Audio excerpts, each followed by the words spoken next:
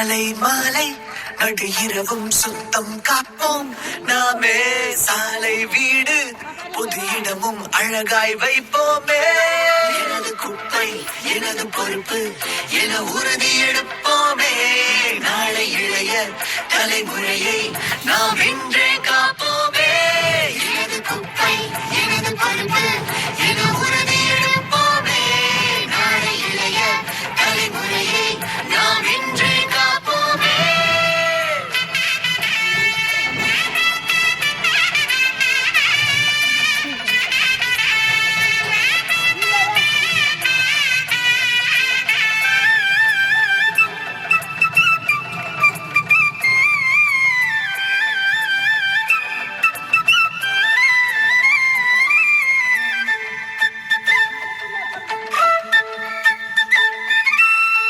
மக்கும் குப்பை மக்கா குப்பை பிரிச்சு போட்டா நலமாகும்.